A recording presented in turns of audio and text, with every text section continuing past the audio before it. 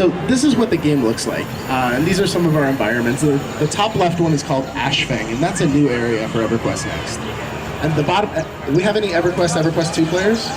All right, thank you guys very much. So you guys may recognize the bottom left as Fearout Jungle. Now it's reimagined for EverQuest Next. Over here we have a day-night time-lapse, and we're using the Forge Light engine, which we used first on PlanetSide 2. And we're really kind of pushing on what that engine can do. It's a really powerful engine, but some of the stuff that we're planning for EverQuest Next is gonna be challenging even for it. So these are some of our player races. In the upper left we have the dwarves, and then we have the elves and the dark elves. The dark elves you can see have horns, and that's because there's some interesting things going on with them in the lore. We put our ogres through a fitness training program, so they're a lot slimmer, they're in a lot better shape, they can run marathons now. These are our Karens, and you guys have seen, oh god, you guys have seen this one before, but it's the male lion. We're actually going to have all different kinds of cats, so there's going to be jaguars and panthers, and my favorite one, the cougars. This is new for PAX. Yes, it's a good joke. I say it every time, because it's true. This is new for PAX. These are our dwarf concepts. And if you guys have been, has anyone been to EverQuestNext.com and been on the roundtable? All right, all right. So the roundtable is a feature that I'm really excited about. And what it is we post every week one of the questions that our development team is debating, that we're actually discussing internally, and ask the community to weigh in and tell us what you think, so that we have a better idea of which direction to head.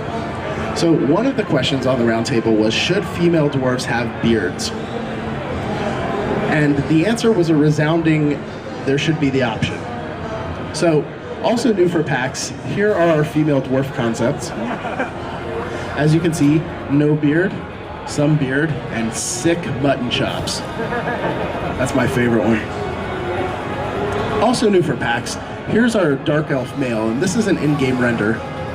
This is very new. We're going to continue developing it, but we wanted to show it to you guys here. This is our female human. We named her Jelena because we got tired of calling her female human. But one of the things in EverQuest Next is we wanted our characters to be very expressive. We wanted you to be able to see the expressions on their faces from far away.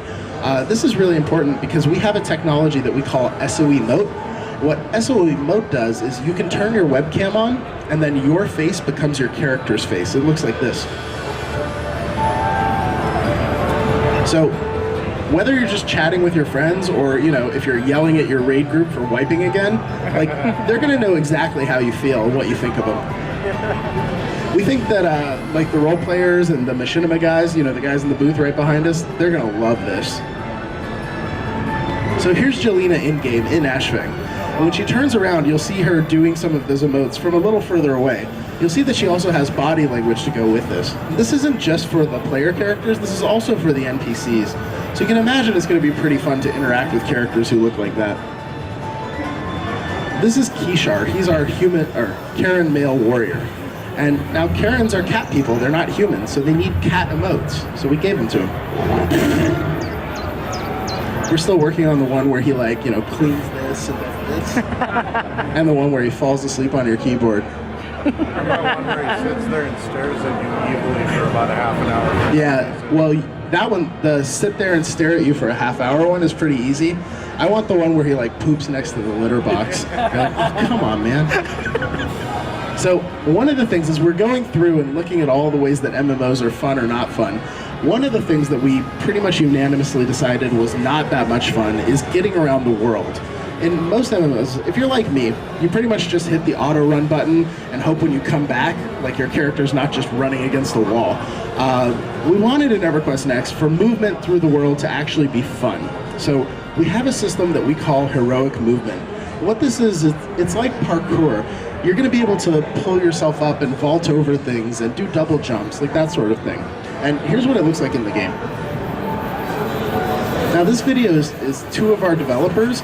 They were just trying to show off the feature, but in doing this, they started racing because they were having so much fun. And you can see some of the things just happen naturally and some of them are button presses.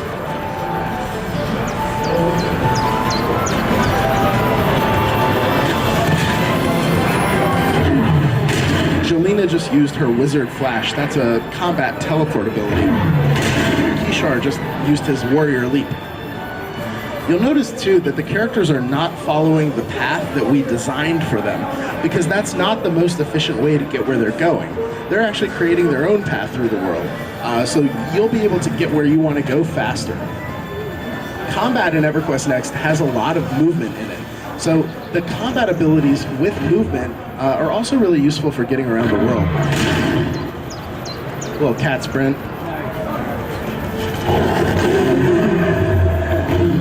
I'm gonna do that one a lot.